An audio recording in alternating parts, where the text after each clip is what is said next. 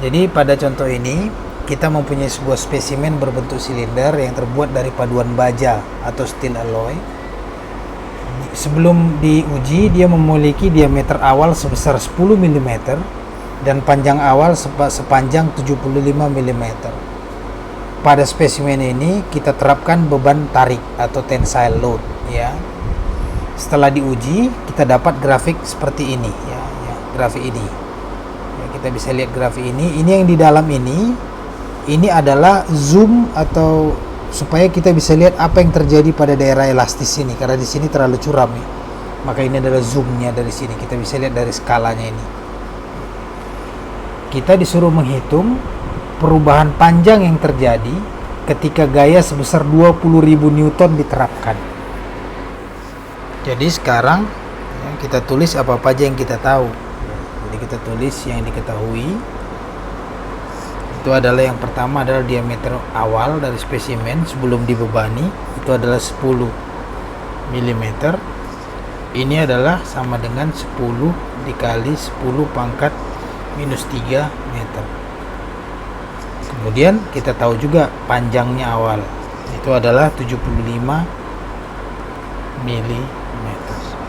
Kemudian beban tarik yang diaplikasikan atau diterapkan itu adalah 20.000 Newton. Yang ditanya, kita harus mencari berapa pertambahan panjang atau elongation dari dari spesimen kita setelah diterapkan beban tarik ini. Jadi untuk menjawabnya, pertama kita cari dulu tegangan yang diakibatkan oleh gaya 20.000 Newton ini. Tegangan adalah sama dengan gaya dibagi luas penampang mula-mula. Ini adalah gaya dibagi luas penampangnya itu adalah PR kuadrat, atau Pi. R itu adalah diameter dibagi 2 kuadrat. Jadi ini sama dengan 20.000 Newton dibagi Pi, ini Pi ya, Pi dikali D0 nya itu adalah 10 kali 10 pangkat minus 3 meter dibagi 2 kuadrat.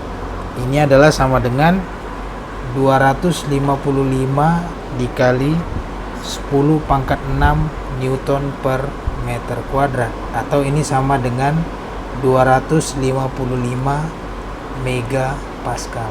Kenapa kita mau buat di megapascal? Karena kalau kita lihat di grafik ini, kita punya stres dalam megapascal. Di sini juga kita lihat ya, kita punya 255 megapascal. Kalau kita lihat di sini, berarti itu adalah sekitar sini ya. Itu adalah sekitar di sini. Nah, kalau dia sekitar sini, berarti dia masih berada pada elastis ya, bagian elastis dari kurva ini. Maka kita bisa lihat ke kurva yang kecil ini. Jadi sekarang ya, setelah kita tahu dia ada di bagian elastis, sekarang kita lihat kurva yang kecil ini. Nah, sekarang kita plot lah dia untuk mendapatkannya. Jadi kita lihat ya. Nah, sekarang ini kita plot ya. Kita plot di sini. Ini bisa kita lihat bahwa tegangan kita itu ada di sini. Ini adalah tegangan kita, yaitu yang 255 megapascal. Kita tarik garis ke bawah, maka di sini kita dapat strainnya. Ya. Besar strain yang kita dapat itu adalah 0,0012. Ya. Ini kan 0,001 di sini. Ini adalah 0,0012. Kita dapat strainnya. Jadi setelah kita dapat strainnya ya, maka bisa kita tahu bahwa delta L ini adalah strain dikali L0. Strainnya adalah 0,0012 dikali L0. L0 nya adalah 75 mm. Maka kita dapat perpanjangannya atau elongationnya adalah 0,09 mm.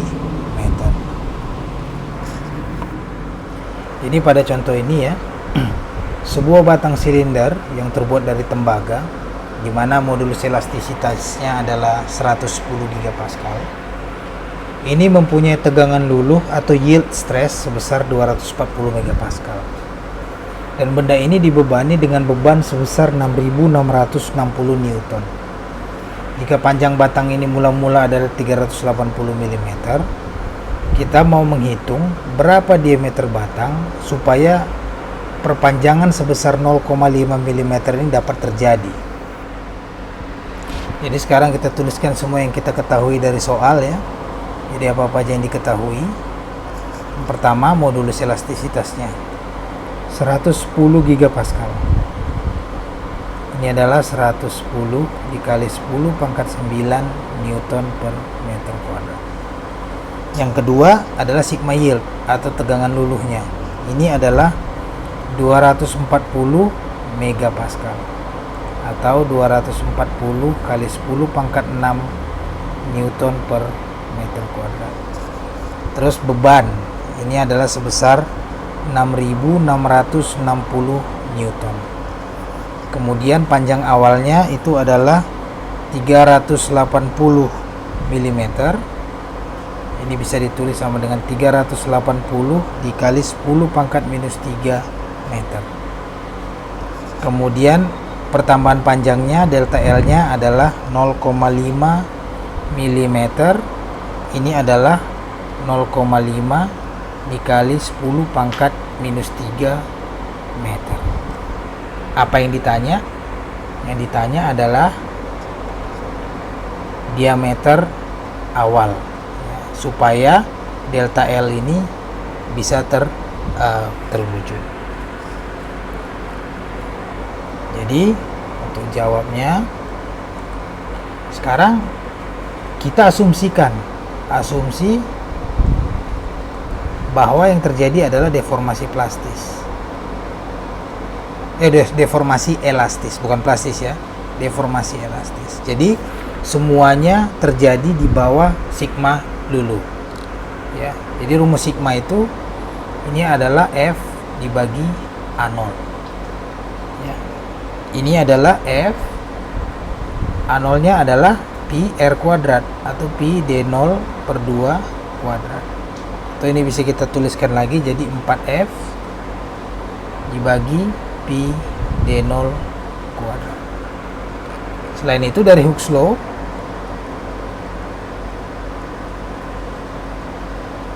kita bisa tulis sigma sama dengan E dikali epsilon. Jadi ini kita bisa tulis ini sama dengan E dikali epsilon adalah delta L per L. Jadi dua-dua ini kita samakan, kita dapat 4F dibagi Pi D0 kuadrat sama dengan E dikali delta L per L. Dari sini kita bisa dapatkan rumus mencari D0. Ini rumusnya adalah akar dari 4L0 dikali F dibagi Pi dikali E dikali delta L. Sekarang kita masukkan angka-angkanya.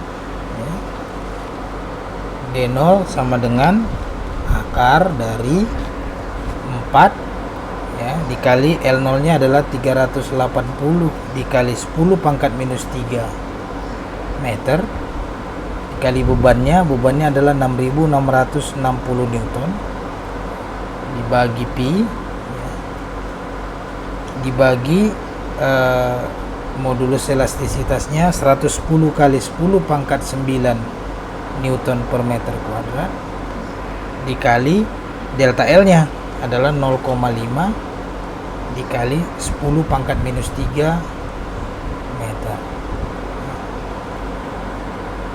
Jadi setelah ini kita hitung, kita dapatkan D0 sama dengan 7,65 dikali 10 pangkat minus 3 meter atau 7,65 mili